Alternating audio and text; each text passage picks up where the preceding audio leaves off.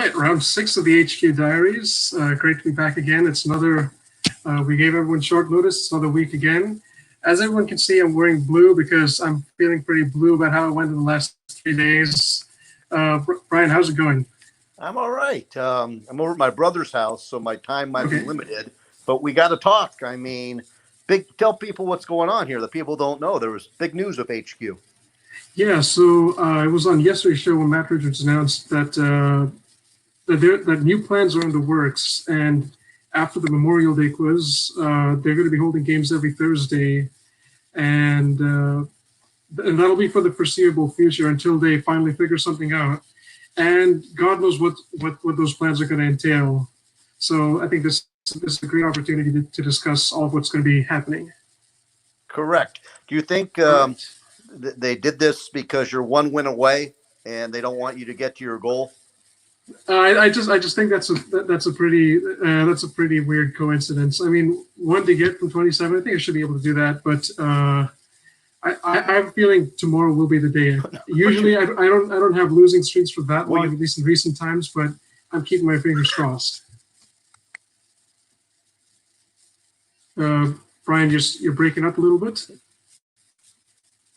Correct, and then we'll talk about it. All right, let's get our panel in. So we have. Oh, you're adding people. All right, we have Ben. Hi. We have Jeremy. We have 9821, and we have a very special guest. I think he's coming here for the first time. Everyone, put your hands together for Eugene.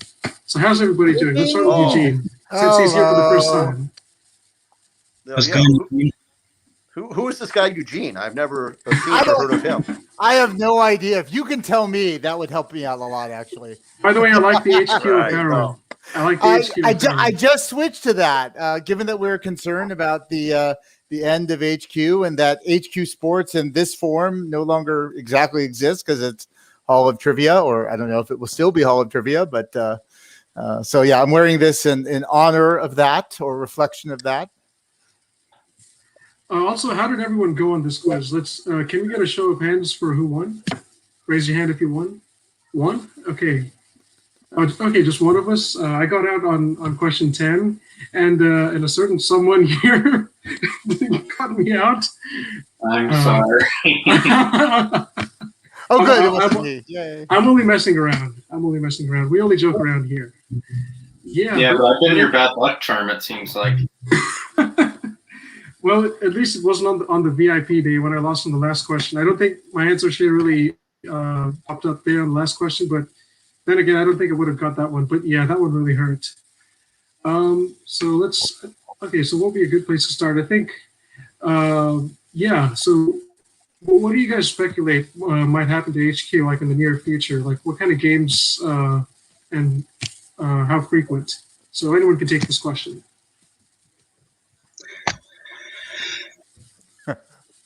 I can go. I think what they're going to do is use the summer as sort of a test ground. They're behind the scenes. They're working very hard. And I think they figured out that they're running out of money. And every night they host a game, they lose money. And they're not making any money. So all they got to do is do one game a week to kind of keep people interested. And behind the scenes, they'll be going like gangbusters trying to figure out what's next. And I think what's next is more like the big brain, stuff that you can do. Actually, the big brain is not quite a perfect example because of that. It's scheduled. The HQs wants to do stuff that you can do at all the time. And I think there'll be some new games where you, like what Eugene did on the Millionaire, where you put things in order, or there might be 4 things. How many of these things fit? But it's going to definitely be a totally different HQ that emerges from this. My concern is how much that interesting. I mean, because they haven't gone into detail, of course, but the little snippet that we saw of that game, where you put 4 things in order, that sounds fun from like a fastest finger, go up and play Millionaire type of game, structure.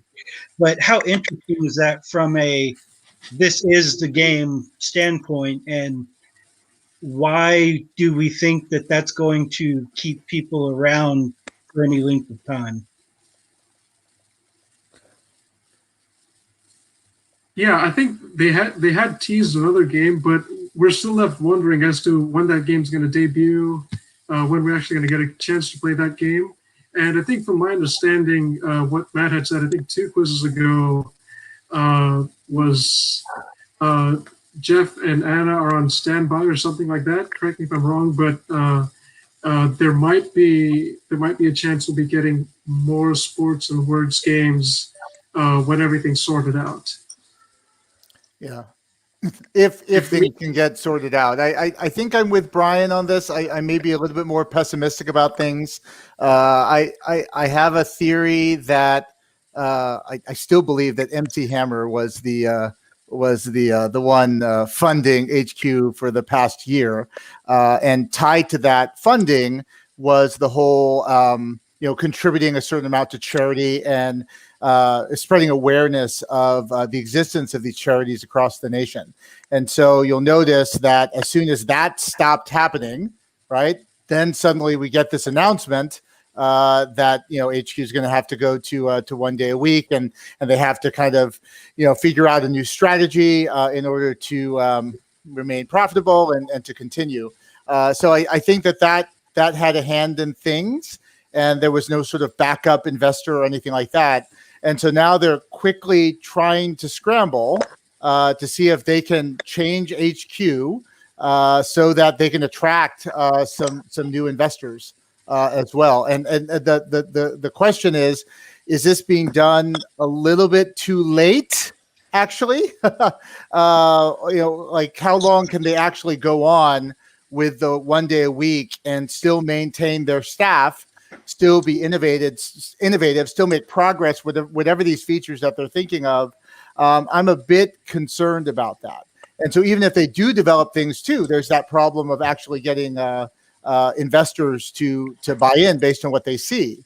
So there's just so many what ifs and risks involved, I think, by which I think HQ is going to have to stay. It's going to have to be pretty lucky in order to continue. That's how I'm feeling right now. All right, so either Ben or 921 want to add in on that. Either if you can go first. Yeah, I think everything that's I'll go first. Ben, you could round us out. Yeah, I agree that.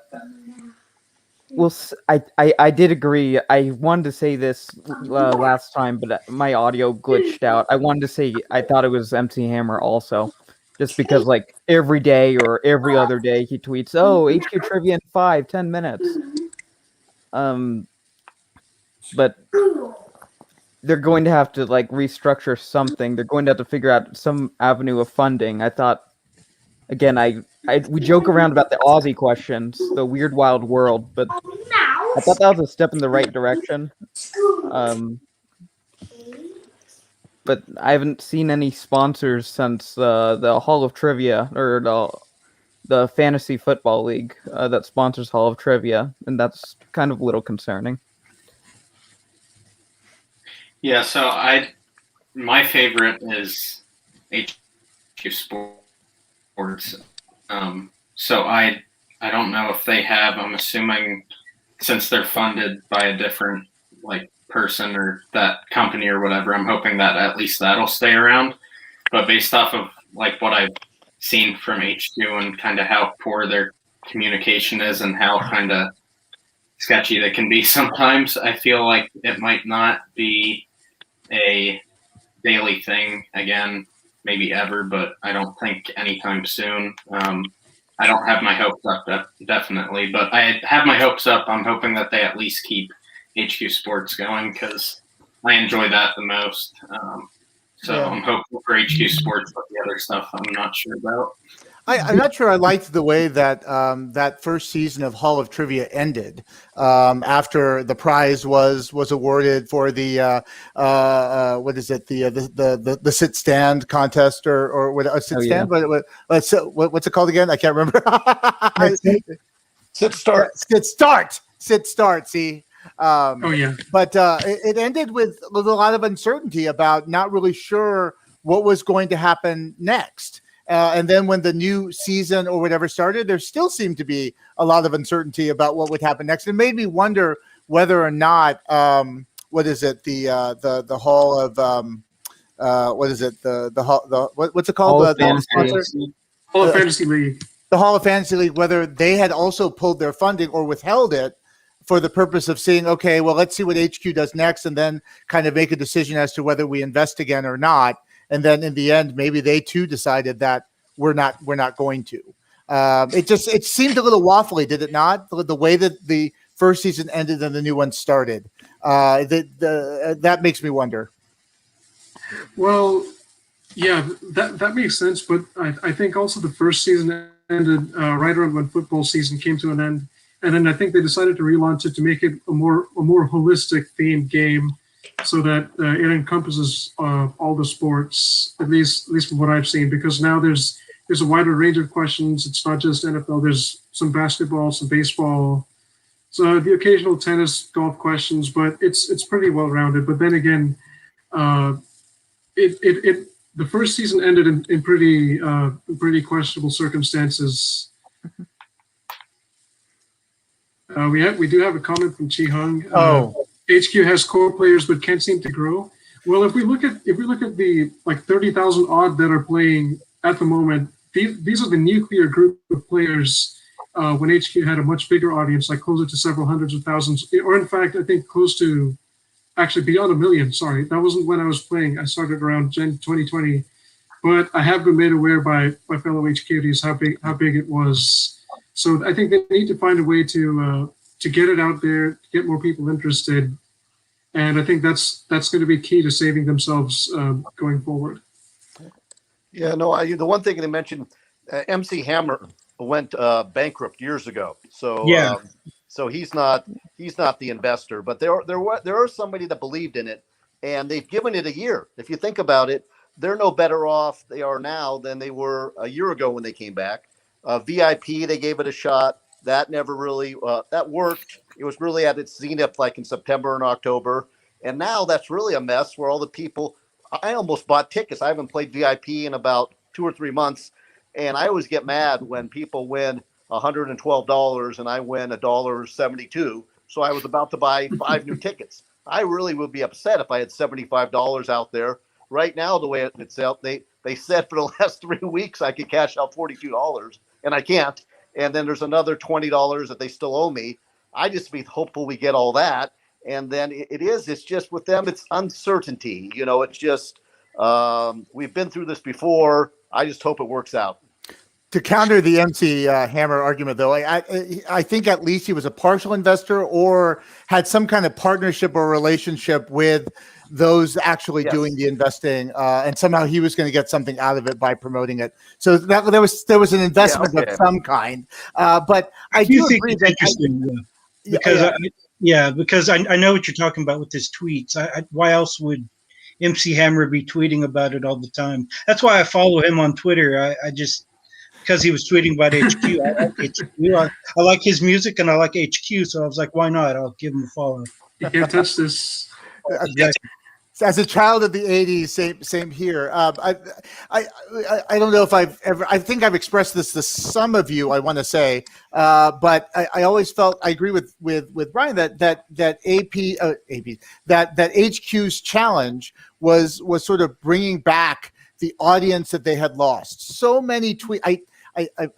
This is kind of sad, but every now and then I try to actually search for HQ trivia on the socials.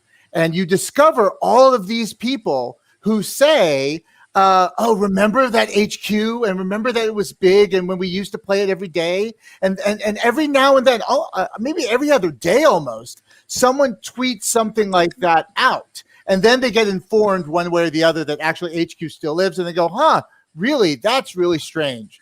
Or people tweet about sort of the podcast about the rise and fall of HQ. Right, that was done. Was it by the Ringer? I'm trying. I was actually on it, so I can't remember. So they lost my train of thought here. But you know, I think HQ's always had that problem, and they by going with VIP as the way to solve it, I was always very skeptical about that. That VIP was more for sort of the trivia nerds or the experts, or the ones who can form the best sort of trivia teams within terms of service, obviously, and succeed. But when HQ was in its prime, I think most of the people playing weren't those kind of people. And so you're not going to actually increase your playership as a result. And then when you're trying to get sponsors aren't going to be impressed by your demographics of mostly trivia nerds, playing, and also maybe fake players as well. And so I'm not sure VIP was a good idea for a niche market, but not help them with the problem of expanding its playership and attracting investment. So I don't know. It's just sad. Eugene, now that you're saying that, when it comes to players that are just casually playing it, I think I've told everyone here almost every day I play with my family. So it's myself, my mom, and my dad at the dinner table, and they're just casual players. Like they don't get into it as intensely as I do. But then again, if they know something, they're ready to shout the answer out if I'm not able to find it or anything. But the problem is HQ needs more and more players like that who want to play casually and enjoy the game, versus the real trivia fanatics. I mean, right. VIP, it looked to be appealing, and when it first came out, I was thinking, should I do it or should I not do it? I was kind of chickening out for a while, and then I waited until around my birthday in January. Then I was like, okay, I think I'm probably going to give this a try, see how it goes.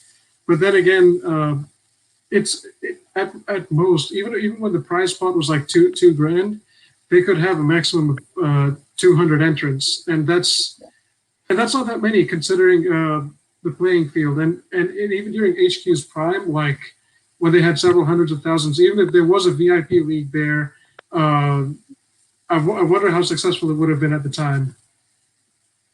Yeah. Yeah, and with VIP also introduced the trickiness of questions, I think, because they knew that people were starting to Google more and kind of strategize more in that way. And also they were trying to deal with the problem of all the cheaters and the fake accounts. And so you get these more obscure questions. And then I would see tweets after these games with those several levels of indirection type questions where people just got turned off by that. That kind of trivia is not interesting. They're more interested in, oh, that's a fact that I feel like I should have known, but I wasn't able to come up with. Or, oh, wow, that's intriguing. I never really knew or thought about that fact. That was the basis of the question before. But instead, it's this really complex, sort of multifaceted, multi-elemented question that only a certain demographic, I think, would be really interested in. And so I feel like they stopped sort of promoting through their writing and their gameplay elements your situation, right, where families and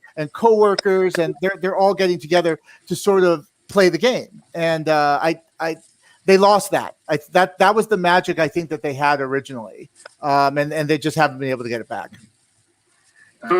Speaking of that, let's see. I find it hard to refer HQ to others when they randomly refuse to pay players at any time they please. Very questionable practices. Unless they make some core changes quick, it's over. That's pretty bluntly put, and I can't say I can't disagree with that, because especially for those who regularly take part in the VIP league, they're spending sleepless nights waiting for their big prize to arrive, and it's not. They don't just wait days; they wait several weeks, and then it finally comes.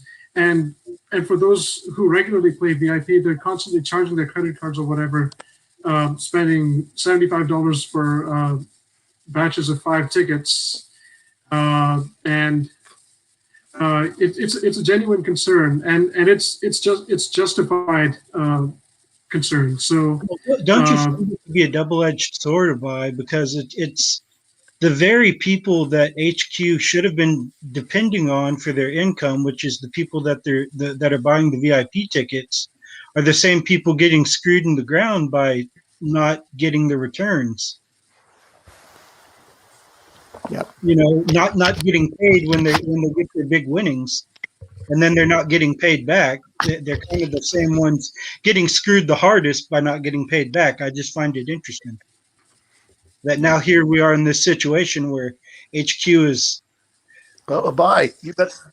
not Sorry, out I of interrupted. business. Bye. You. Oh, Brian, what was that? I was joking. Bye's a legend. He's had 5 VIP tickets since January. You're going to be using those in July. I mean, the next time you use VIP, you've got one left. I have got to one go left, for it and hope there's one more. And actually, I'm going to sign off. I'm over at my brother's house, but it's good to see everybody here. It's good to see Eugene, 9821, Jeremy, Abai, the legend. And yeah, just keep it positive. I'm just hopeful that HQ behind the scenes can figure something out. And if they're watching, try to, I talked to Jeremy about this. It's not that they aren't telling us, they might not know. I think they're going day by day, if not hour by hour. So, all right, no, it's good to see everybody. And I hope, Brian, I hope you do this again. Brian, before you go, I've got one question for everyone in, Sure. So which of these famous attractions is located in a state that observes daylight savings? Is it the Grand Canyon, Mauna Loa, or Denali? Wow. Give everyone 10 seconds. I do know that. Oh no, it's not Arizona because they. Okay, time's up. All right, let's go with Brian. I'm going to go. Hawaii does it some of the times. Hawaii has daylight saving time, so we're supposed to go with one that does have it. Let's see. That does observe. Okay. I'm going to go with the volcano. Okay, Jeremy, you're next. Oh, I was actually going to pick Denali, so I guess I'm wrong. All right, Eugene. Well, I would figure that where Denali is located, that they don't really need to observe any savings of daylight. So that's why I would lean towards B myself. That's a good point. Okay. And 9821. Yeah, I was thinking B. I know it's Arizona, but then I forget which of the two non-continental states is the other one that doesn't observe daylight savings. So yes, everybody was right when they said when you all said Arizona doesn't observe daylight savings, and the other state that doesn't is actually Hawaii. So the correct answer is Denali. Oh, I messed everyone up. I apologize. Right. No, I was the only one that got that, I guess. So I'm going to Google this because we're in California. Sometimes, no, I guess you're right. Hawaii is always if it's always 2 hours. Okay, I apologize. I'm not thinking correctly. I'm at my brother's house, but see, that's why Abai's a legend. He's always writing questions. Eugene, do you know he has 1,000 questions? Well, there's some reason Hawaii doesn't. Right. I have to look it up, but there's some reason Hawaii doesn't observe. And I'm trying to remember what it was. Offhand, I can't remember why they don't, but there feels like I've heard this. Do you know why, Abai? Tell us. I actually don't, but I just know that Arizona and Hawaii are the two states that don't observe daylight savings. I'm gonna have to look it up. I just saw that factoid at surface level. I love it. The final thing I'll say is, these are the questions that HQ needs. Abai could write them. So whoever's listening to HQ, you give Abai a shot. All right, I'm going to sign off. It was great to see everybody. Take care, Brian. Hope Bye, you Brian. have a great time. See you guys. All right. Bye. Okay, I Googled it just because Hawaii is so close to the equator that there's pretty much no change in saving time. Oh, yeah, that would make sense. All right. Awesome. Well, I'm proud of myself. I got something right today. It feels good. It was Did anyone here win yesterday's quiz by any chance? I know I didn't. Of course not. No, made it to Q12. Saw Mars in a quick Google. You know that one was actually a tough Google. I had to look in quite a few different places, and then I finally found that it's on some asteroid. So it wasn't as straightforward to Google as I'd have anticipated, but yeah, it is what it is. Those last two Q12s are definitely burning me up because it's that kind of question where I thought about asteroid briefly because it's like, oh, that's probably the trick answer that's correct and they want you to avoid it. But then I saw more friends going with was it moon? I think it was Moon, right? Was Moon, another yeah. choice. And so I saw more friends going with that and went, maybe they know what they're talking about. And I should have just stuck with my first instinct. And the same thing happened today with the difficult language question. As a Korean, I immediately thought, oh, well, Korean has an alphabet and it's actually easy to read and write, but maybe that's the trap. But wait, that surely HQ wouldn't be aware of a trap like that, or its writers, and so it's probably not Korean. And then I saw with friends going with Swahili, and then I jumped on that and it's like, it was Korean. Oh no, it was those kind of nights for me tonight and last night. Well, yesterday Did you make it to go with Q12? asteroid because I figured that was going to be the trap answer. Yeah. And then sure enough, and joke's on me, I was eliminated and she made it through. Yeah. Oh, okay. We have another one here. So HQ has also failed at implementing anti-fraud methods like into the app, like captures, random answer placements. Also, they should have added more games in their moments where they hit millions. I mean, didn't they have HQX, HQ Tunes, and all of those type of things? That was too late. Well, oh really? Okay, so somebody here has to help me out because I wasn't playing at that time. It was after they had already dropped a bunch of players.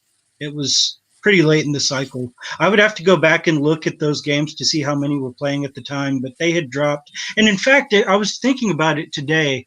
I know at one point they had maybe up to 2 million players, but the Really? drop from millions to tens of thousands was quick. And I don't know how it got so quick. I don't know why it went so fast, because it wasn't when they went away the first time. It had already happened. The viewership from when they went away to now is actually pretty consistent.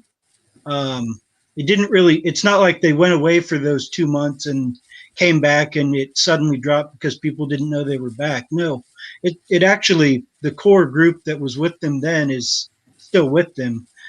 So that really didn't make a difference. And that's the one thing they have going for them if they manage to survive this, is that they're probably not likely to lose a lot of people if they don't just randomly fall off the map here. I think the 30,000 that they have I'm still going to stay with the app as long as they have it. Collect my coins every 4 hours. I play that daily challenge. I just spent all 45,000 of my coins because I didn't want the shop to close. I bought I'm up to like 170 lives, 70 erasers, 50 spins that I'll probably never get to use any of them. Just because I didn't want the shop to close and me have 45,000 coins. So I'm not I just reference to the last question. I'm not a financial analyst or anything, but I feel like in order to get new investors, you really want to see Playership at about 100,000 plus, I think, to use it as a form of being able to advertise your products or the media that you're releasing or the apps that you're releasing or whatever. And other than that, it's not going to, with lower viewership, I don't think it's going to attract very many people. And so it made me wonder a little bit about if they added more shows, I worry a little bit. I think one of the reasons why they got such large viewership when they had 1 or 2 games, Playership, was because they were kind of scheduled times, and you sort of scheduled your life sort of around those things. If you added more games, I think it wouldn't have made it as special each game, and that potentially could have kind of impacted how much influence or advertising power a single game might have. And you have stats. How interesting. Yeah, they used to have a 2 p.m. game. I don't remember when it quit, but that was before Abai was playing. I know that. I can tell you which game they quit, and I do believe that had to do with sponsorship. I could tell the story, but let's go here first. HQ Buff kept track of all the daily total player counts and the daily prize. They did peak at 3.3 million. I believe that was the Rock game, and I believe it was 300,000 or something. They had a highly inflated prize for that game. Yeah. Oh, there it is. Yeah. All right, we have another one. The reason it dropped so fast was firstly because they promoted referrals, but the game doesn't offer anything that would keep players playing daily since HQ is kind of hard. Mm-hmm. Well, yeah, it's pretty true. And Yeah. also, people use emulators. One was called HQ Fire, which allowed one player to be on hundreds of accounts. See, I've never even heard of this before. And Right. yeah, and I think Yeah, you haven't heard of the? I mean, I think that's how they must be using tools like that to be able to play multiple games, at the same time with different fake user accounts being created. It doesn't surprise me that such a tool exists based on the screenshots and the videos I've seen on YouTube of cheaters kind of being open about sort of what they're doing. I wouldn't try that, but like if I would try that, I'd be the person that would get caught. Like I would be scared to try that because I would be that person that would get caught. I wouldn't get away with it. You know what I mean? Yeah. Like that's why I'm not a cheater, because that kind of stuff doesn't work for me. It you know what I mean? Like there's no point in me even trying, because that's not my lifestyle. You know what I mean? There's some people out there that are so stupid they will go and make 30-minute videos about this is how I cheated the system. And I'm over here like I'm not even going to try to cheat the system because I don't have to make a video. I could go completely anon and still be caught. Now, speaking of cheaters, there was a question that appeared before about maybe HQ should have made it a higher priority and invested more time and effort in addressing the cheater problem. My counter to that is I don't know of that many who openly expressed on HQ that the reason why they stopped playing was because of the cheater problem. And so I think in the end, it wasn't necessarily impacting their playership. So it's not something that they wanted to, my opinion, to invest more time and energy in. I don't know if it would have made that. Like a lot of people complain about it, but what do they complain more about? They complain about the questions not being fair, right? Or they're concerned about they lost connection, or they were kicked out, or the payouts as well. And actually, cheaters in the game have never prevented me from getting a win. Right. And actually the cheaters, it gives HQ the opportunity to say, oh, you violated terms of service, so we're not going to pay you, and we'll get to pay everybody else less. So this is a weird thing to think about, but there is kind of an incentive for HQ not to be very aggressive in trying to solve the cheater problem.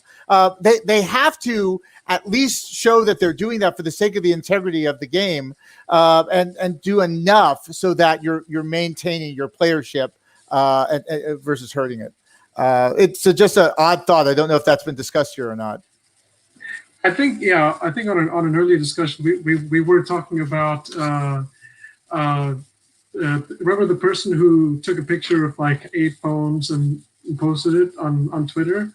So I was thinking a bit like I had said this before, but if it's like a bank robber who goes and steals a bunch of bankrolls from the vault and then takes a picture of it and posts it all over social media. Like how dumb can people get?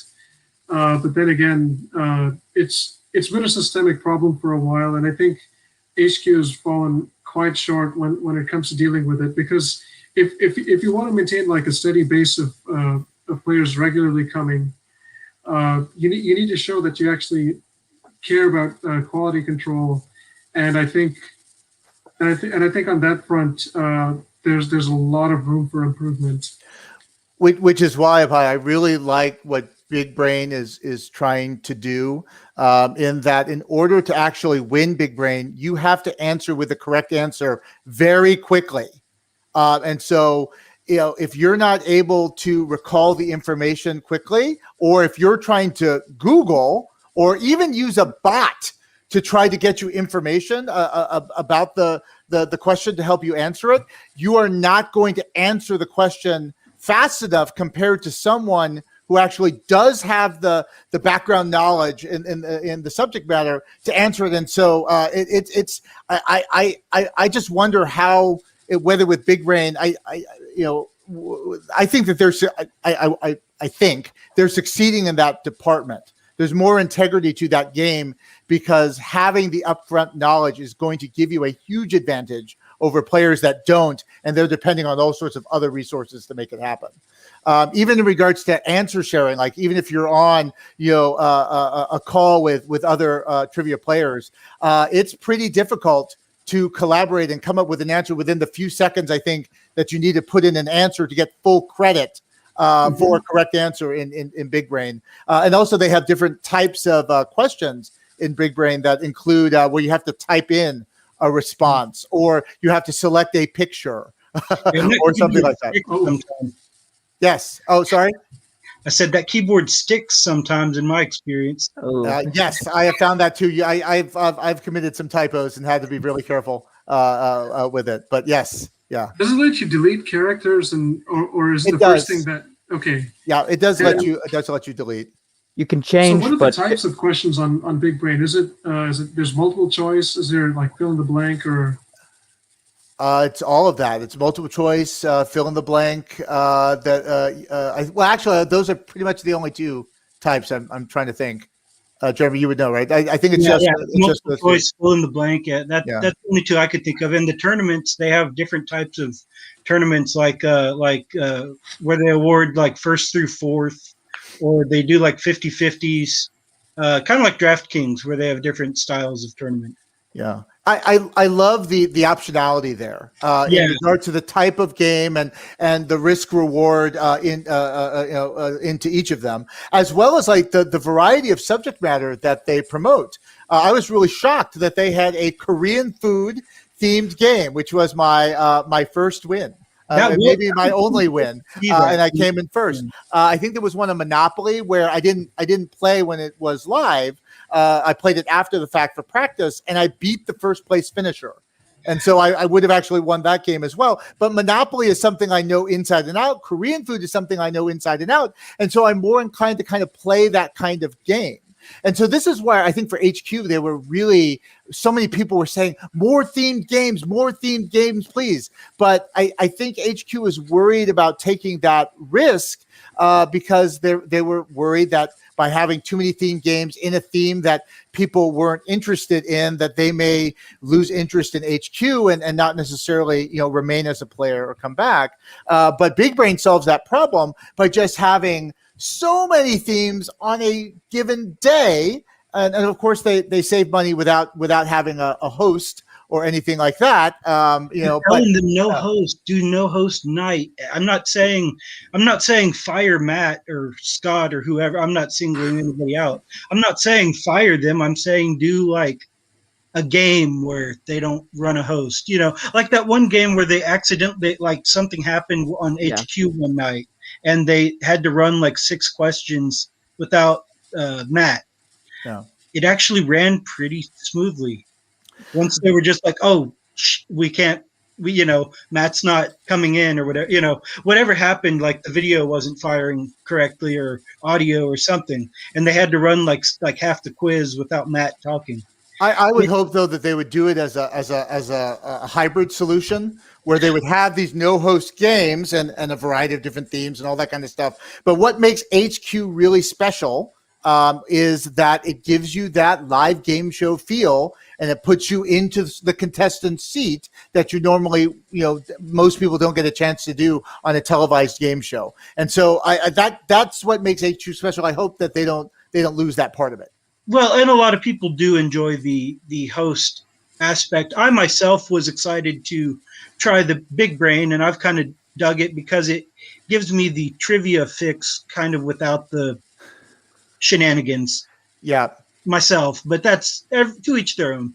And I don't see it as much as a form of gambling, so to speak, really. VIP to me still feels like gambling. Whereas Big Brain, it's like I'm actually paying to be entertained because I'm interested in the themes that I want to play the quizzes for.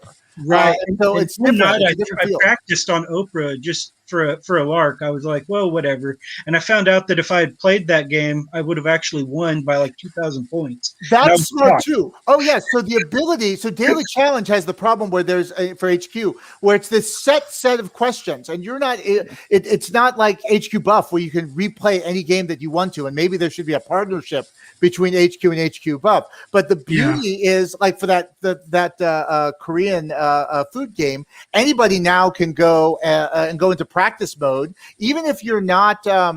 Even if you're not in a state that allows that kind of pay for play stuff, you can still play that quiz after the fact and enjoy playing it. Exactly. Yeah, True. and that's so these are all the marks that I think HQ missed to be able to sustain itself, and I think it's realized that now. Whether it can shift gears in time, I don't know. I'm afraid it's too late. Still wish that Big Brain is able to overcome some of the location restrictions. Yeah, I think certain states don't allow it, but as Eugene said, I wouldn't call Big Brain gambling due to the specific quizzes. And if I were to look at skill. Okay, what was I going to say? Oh my God, I nearly lost what I was going to say, but I'm sorry. yeah, okay, came back. So yeah, what is the location? I'm curious. Is it the restriction because they're considering it a form of gambling? Is that why? Is that I'm seeing nods, and that's where I get. And this is probably the hoops that HQ is trying to go through with VIP mode to try to prove that VIP mode wasn't a form of gambling. I think it's a harder case for HQ, but I think Big Brain could propose a proper argument for that, in my opinion. But I don't know. I'm not a lawyer, so I can't really say. And if we go to HQ's VIP leagues, it's in a way it is gambling, because even if you get like the first 11 right, if we look at like my recent VIP game, Q12 was like a total toss up. It's virtually a guess, because even if you try to Google something, you only get to figure out that one snippet, and you'll have to double check the other two choices, and that's virtually impossible in the space of 10 seconds. Mm-hmm. And with Big Brain, I think Q11 and Q12 on a lot of the quizzes are a lot tougher, but they're a lot tougher for a different reason. I usually end those games afterwards going, oh yeah, I've heard of that before. I think it was a question about Ruby chocolate, and you had to enter in RUBY. I instantly typed in pink without having read the whole question. And I know that sometimes Ruby chocolate can be referred to as pink chocolate. That was the first thing that came to mind. I typed in pink, and then I read the question. So pink mentioned at the very end, and they went, oh no, what is it? What is it? Time expires. And then they show the answer, and then they go, oh, that's right. And so that kind of feeling on a Q11 or Q12 or whatever it was, I think that's a good kind of feeling. It's like, oh man, I learned something today. That was great. Oh, look at that. It was actually an HQ question back in the day on June 7th. Darn it. That's probably when I first heard about it. That's what I wish HQ would give me that feeling of versus, often I get very upset at Q12. I've been there numerous occasions. And it's okay to be upset, I think, and make that part of the game. But I felt like it was happening too often. You want to be able to sort of satisfy people, even if they get Q12 wrong, and say that I had an entertaining experience. I want to come back and play again, which I think for the four of us, we're still inclined to do. But I can see so many others getting so frustrated with Q12 or continually losing that and in a way that they don't fully understand unless they do a lot of Googling to figure it out. I think we're losing those the king of Q12 losses, and I've come back every night. All right, so we have another caller. He was active in the comments, so I decided to extend the opportunity to him to see if he could join. So, yep, please introduce yourself. Hello, do you guys hear me? Yeah, we can hear you. Hi. So my name's Shubham. I've been an HQ player since December 2017. Oh, wow. And yeah, so it's been a while. I've seen the ups and downs of the game. So seeing the game in the state it is now, it's kind of annoying. So I wish they did things differently. So I just came in here to voice my frustration and see what you guys have to say about the game. First of all, did you play today's game? Yeah, I did. And how did you Not too good. I lost on Q9, I think it was. go? Was that the? Let me see here. That was the. Was it the Emma one, the Archer? Yeah, I think that was the one. Hmm. I'd have to go back and check on the HQ buff. I have HQ buff open, but anyway, I think. Okay, and you said you're based where? Canada. Oh, okay, Excellent. not bad. So our second panelist from Canada, we've had Ji-Hung before, I think. Yep, and yep, yeah, nice to have you here. Next, yeah, I have a question for everyone here. I think, yeah, going forward for HQ, do you feel that there may be a permanent decrease in frequency of quizzes? Because I think that might be the case even as they're going through their future plans. Anyone can take this one. I think that is the ultimate plan here. I think it's going to be a permanent decrease. I honestly think it's kind of, and I sort of brought this up in our HQ Diaries chat. I think it's the situation where it's the boyfriend or girlfriend that everyone else knows that the relationship's over except them kind of deal. Because this to me feels a lot like when they went away the first time. Except there's only like ever so slightly more communication about it. And by that, I just mean slightly more. As in, I think last time we got like 1 day's notice, and this time we got like 3. And they're not technically going away for good yet. But when you go to 1 day a week doing main quizzes and the rest of the time is question mark, I don't know what, they don't know what, we don't know what. I mean, no one really knows. And it could be exciting. I mean, it could be, but I'm not particularly holding my breath. I mean, it would have to be something that engages your audience for the rest of that time. Because, I mean, yeah, I'm going to play on, what is it, Thursdays, I think they said. See, I don't even really remember, but I think they said Thursday nights. But that's how much I remember of it, because that's essentially what they've done to it, is kind of nuked the brand. But I believe they said Thursdays at 8 p.m. Central, which is the time I play every night. But other than that, it's going to have to be something really engaging, and I just don't think that they've hit the mark with what they, like I said, it'd have to be really good, and I don't know.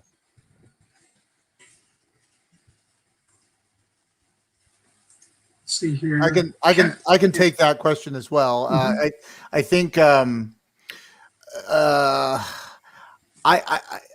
I think they're in a similar situation. I agree with Jeremy. I think they're in a similar situation to what they were in last time. It's just that they've caught it maybe a little bit earlier. That you know, sort of the funding is running out, and they're basically saying we're not, if we're going to end, we're not going to end the same way that we did last time.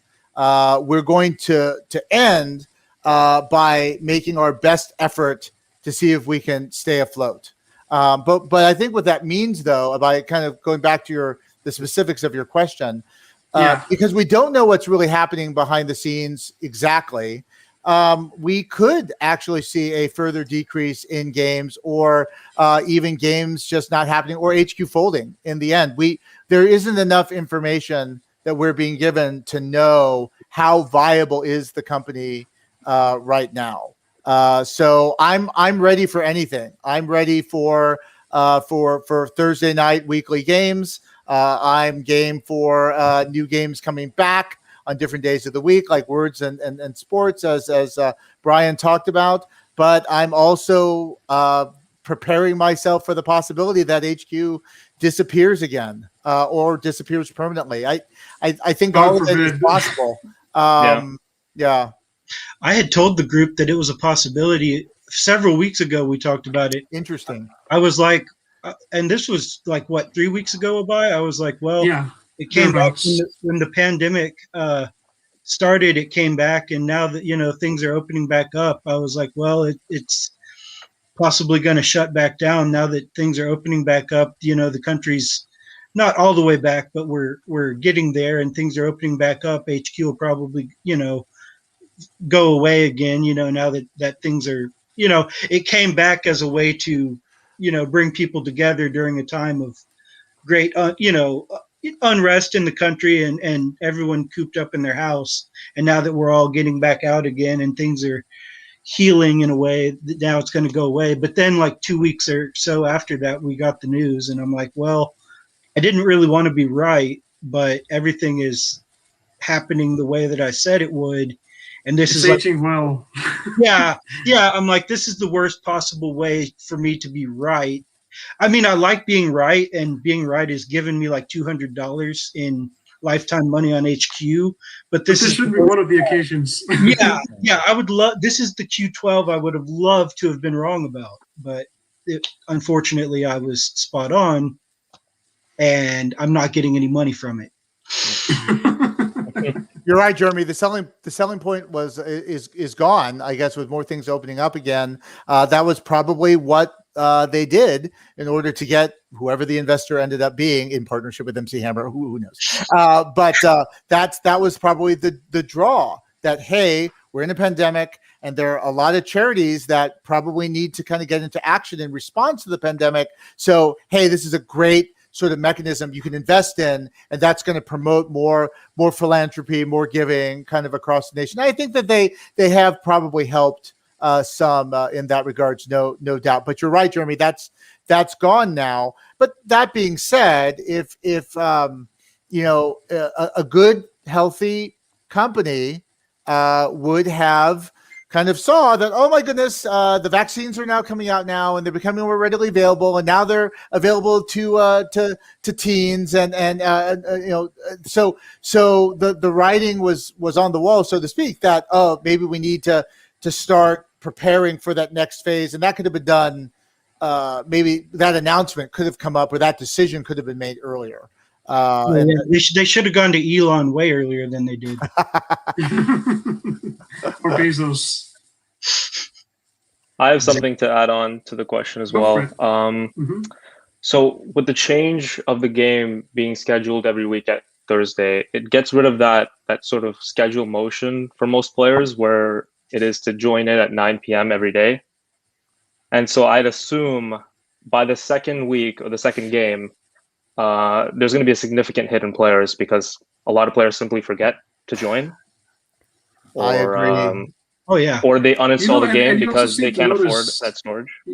That's true. And you also see the notice that when HQ doesn't put out the notifications, the contestant turnout is markedly much lower than anticipated. Like, for example, it was several months ago, it was a movie night quiz, and they forgot to send notifications. And on average at the time, it was around 35 to 40K. And that quiz had barely 20,000 contestants. So that made quite a difference, obviously in the adverse way. And also just the day of Thursday worries me because no one really associates Thursday as being a special day.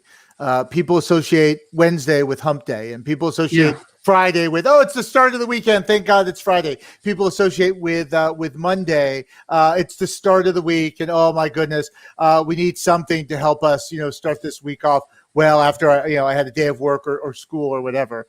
Thursday I guess there's Thursday night football, but I think for Thursday's not a special day for folks. And maybe that was part of the strategy that people could fit a Thursday game into their schedule better. But I think Thursday's kind of a forgettable day. And so, yeah, I totally agree. I think I'm concerned that HQ is going to become a bit forgettable, and it's going to hurt their playership.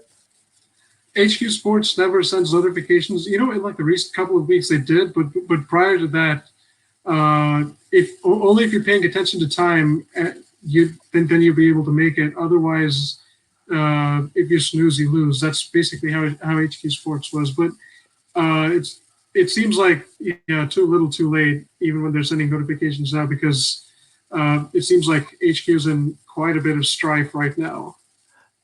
I've always wondered about the notifications because I saw a tweet earlier this week, I think from a former member of the staff at HQ, stating that it's generally not a good idea to send out notifications close to the top of the hour because that's when everybody is sending out their notifications, and so that they can be sort of easily lost even if they come through. And it makes me wonder a little bit whether or not that's part of the problem that HQ was.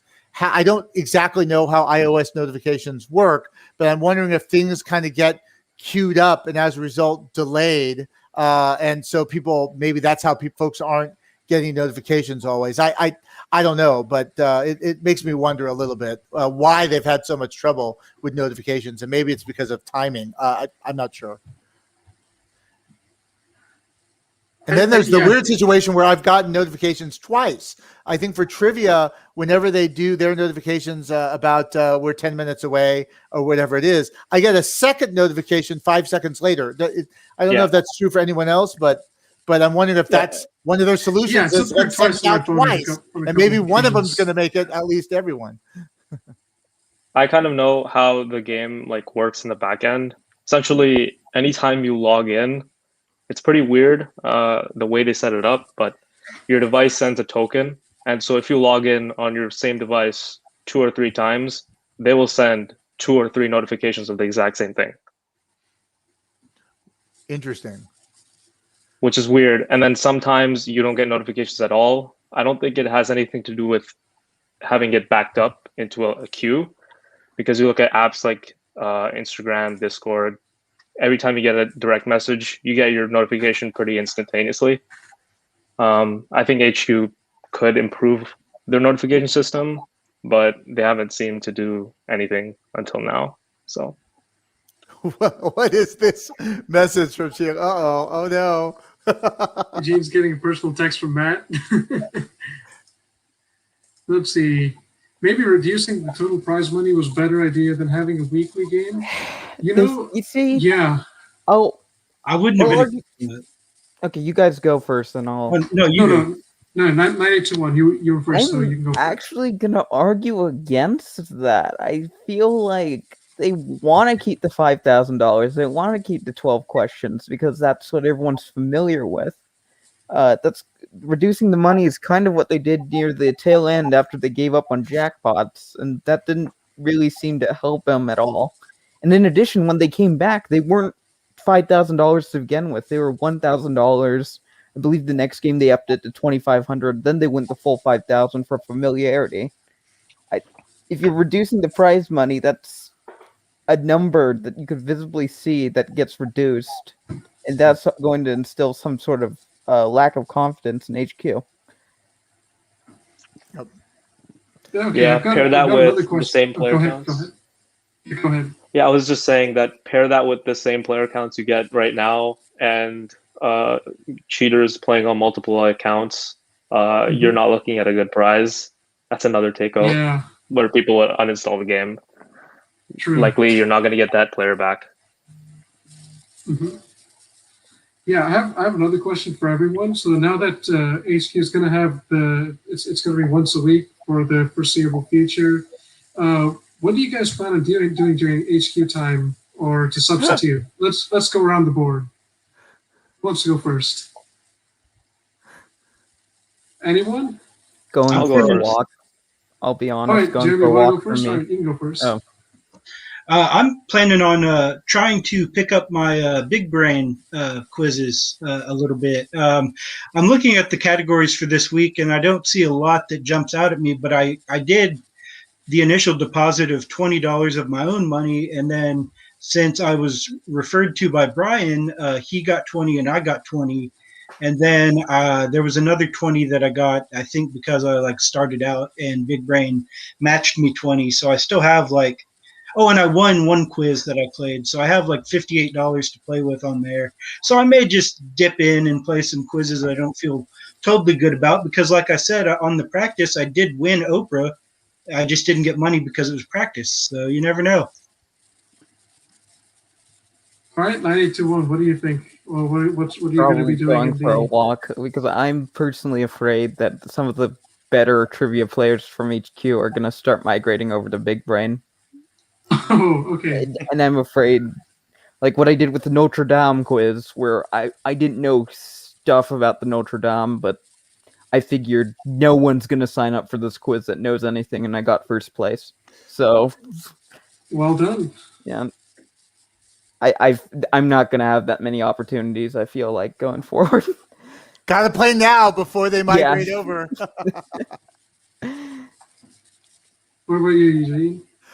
Well, yes, Big Brain is probably one of my lists. I think that if I pick my themes right, I could potentially compete with the best of them, even some of those expert trivia players kind of migrating over, and still win a game or two in the process and take pride in coming first. So Big Brain is probably something I will invest more time in, but only in the subjects I have some notion of confidence in, and it allows me to kind of plan my evenings that way, which is good. But then also with the additional time, being able to spend time with family, I think is good. Maybe watch more Korean dramas. And there is 981 knows about this, but there is the Buy a Vowel Boards is having a special tournament, I guess, between registered players of their daily puzzle game, where members are going to go head to head and play kind of speed up rounds against each other. And so that's something that's going to occupy some of my time once that starts. But yeah, other than that. All right. And Shubham, how about you? What will you be doing? Probably going to be trying out this other trivia game. I don't know if you guys have heard of it, but it's called Swagbooks Live. Yes. It's very similar. It's very similar to HQ, to the viewers who don't know. But essentially, it's 10 questions instead of 12. And I find it much better in the execution because on the last question, they always have this different ad. And I feel like that would keep the game going. It's more reliable. They've never had issues with payouts. And then the Swagbucks, with the grand scheme of things, it's a completely whole ad and survey platform. So they've been running for a long time, and it looks fun. So I'm probably going to be putting my time into that game. Oh. Did you say ad and survey platform? Yes. Okay, so they get most of their revenue from ads, and are they asking surveys of players and getting sort of marketing information or something like that? Yeah. And interesting. It's sort of an before. optional thing. It's like a side of Swagbucks. You can earn more money doing that, but you don't have to. Now that I think about Swagbucks, it's just a fun way to kill 10-15 minutes. I know the quizzes are a lot easier, but compared to HQ, they do such a good job when it comes to turnaround time. Like if, for instance, I did order I think a Visa gift card from Swagbucks, and it came within 3 days. So I didn't have to worry about when I'm going to get it, as opposed to HQ, who takes several weeks, and then they finally let you cash out. And even when you cash out, it only works for this short period of time, and then it says, "Oh, cash outs are disabled," and you're going to be eagerly waiting for HQ helps to finally come through and say, "Okay, you can cash out now." So I think with regards to that, Slackworks Live does a better job. But I think the place where they come up short is they need harder questions, and I'll be able to help them on that. Yeah. That's one problem that they have, is that the Monday to Wednesday games are way too easy. That results in a low prize. The Thursday games, however, they are pretty tough. They do get a lot of players out. Wednesdays lately, they've been asking a question that seems to bait the people not playing by TOS. Like they had a question like recently that was, according to the mnemonic, I goes before E except after which letter, and then 40% of people went X. So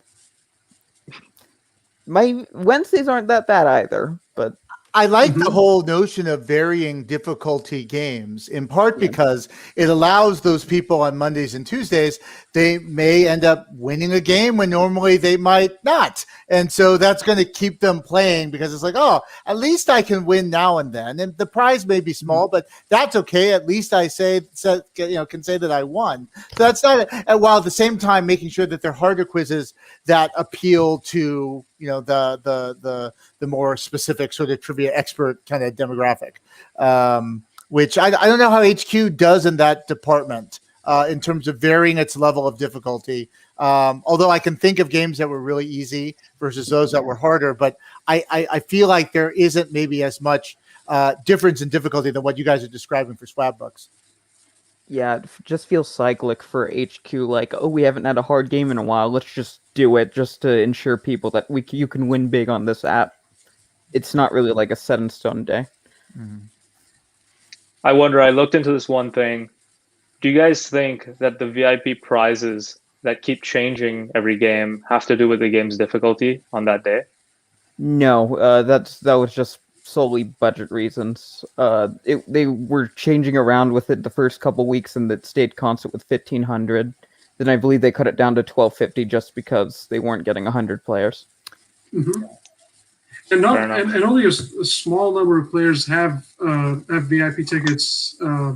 I think right around when they hiked the price to $75 for a batch of 5 VIP tickets, that's what kind of that led people away from the VIP league.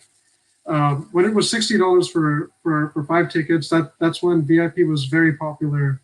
But yeah, that change proved to be pretty detrimental, and now it only happens like once every week or 2 weeks at best. Yeah, so I think with that being said, I think it would be a good time to wrap things up. So I think we can go around the board again. Jeremy, welcome back. I know Sorry about that. My laptop died. died. Some connection issues there. Yeah. But, let's get some closing statements. Well, I really love HQ. I shared kind of privately that HQ has just really meant a lot to me, more than I can really express. And I've been playing for most of the life of HQ. And I really hope that it's not the end, but I have seen the writing on the wall for some time now, possibly longer than the people within the company have. And it just seems like it might be the end of this particular app, but I hope that the friendships I've made throughout the way last a lot longer. Definitely. Shubham, you can go next. So firstly, thanks for inviting me on to something like this. I don't usually join podcasts, talk shows, whatever, so this is great. HQ means a lot to me. I've been playing since 2017. I bought a t-shirt for like $50. I don't even know. I paid like $40 for shipping, but oh wow. I don't think I've ever made that money back from the game, considering how down the prizes have been. So that's that. But I hope to see HQ flourish. So hopefully the changes that they're making now leads to something positive. So it's just hopes for now. Yeah. Eugene, I finally got you to come on down. So good one. Yeah. So let's hear it. What's up? I too. This is kind of. I don't think I've ever been part of an online panel discussion like this before. I'm trying to think. So this is new to me too. But I'm very glad that I joined today. As I shared on that Boom Bust podcast, I think what HQ means to me is it provides that sort of game show in studio type experience in the comfort of wherever you are. And they've nailed it, in my opinion, better than any other app that's tried to do the same has. And that's ultimately what makes me keep coming back to playing, is not necessarily, it's kind of weird, not necessarily my love for trivia, but my love for game shows. That's the big thing for me. And that's why other apps kind of fall short for me, because they don't appeal to that side of me.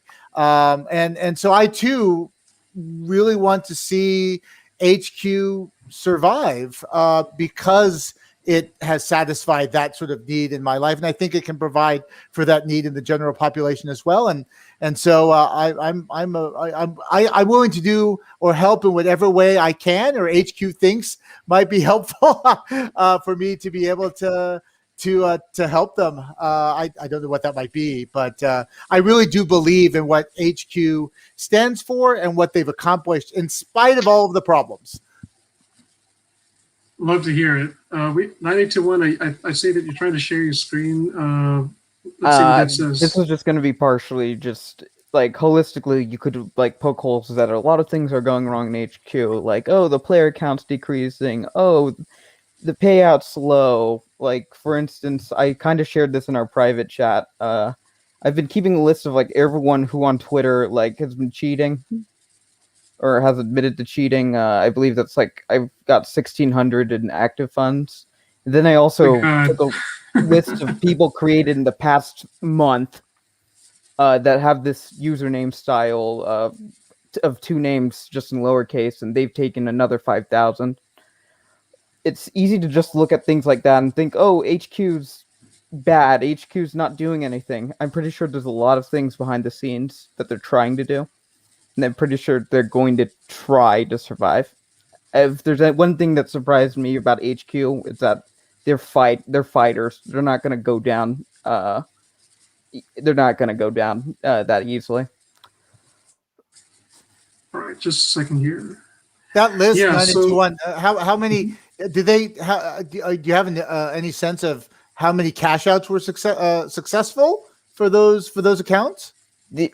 I just scraped all the accounts created in the past 30 months, so none of them would have been able to cash out because it hasn't been approved for everyone. Yeah, I see. Yes. Oh. Interesting. All right, so I think out of all of us, I've been playing this game for the shortest period of time, but even then, HQ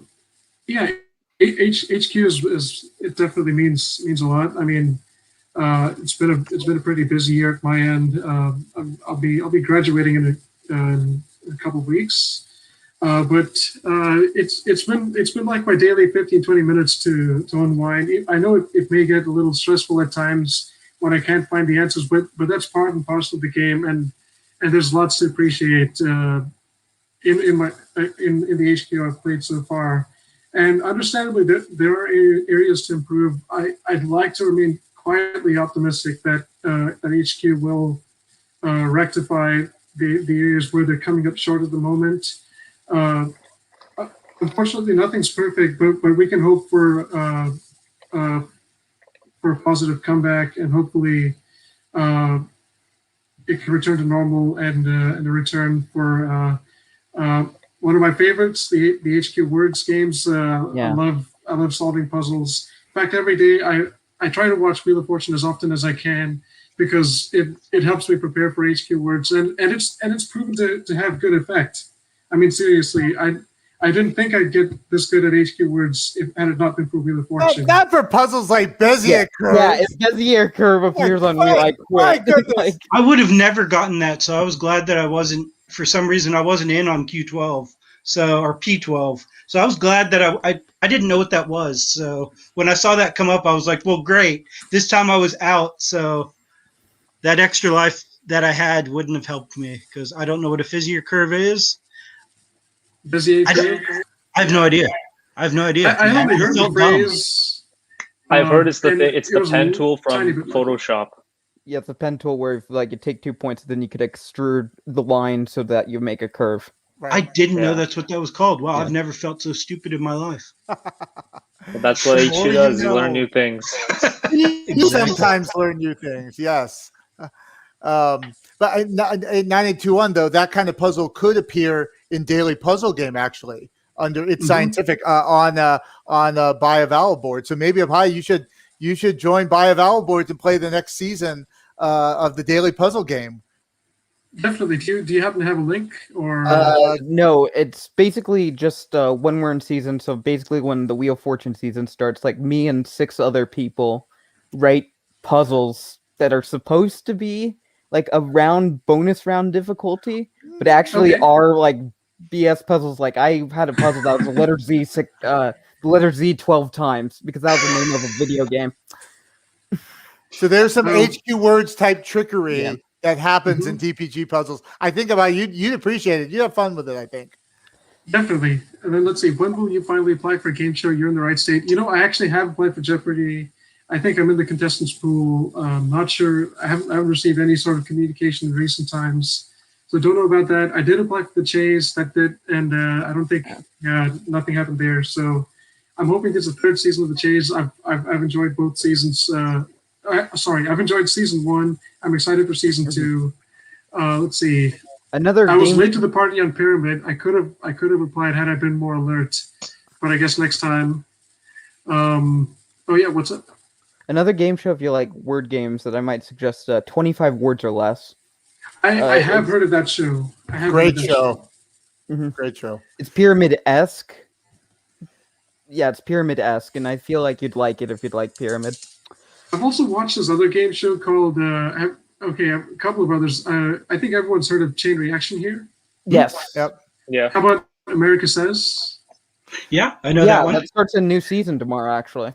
Yeah, I only watched that show a little bit. Let me see this. You're too smart for the weakest link.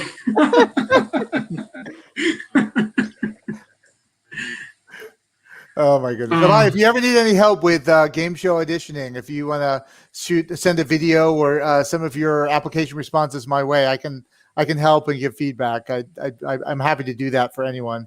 That includes anyone else on this call. So I'm definitely going to ask you about my Wheel of Fortune application, Eugene. Don't worry. Oh, be confident.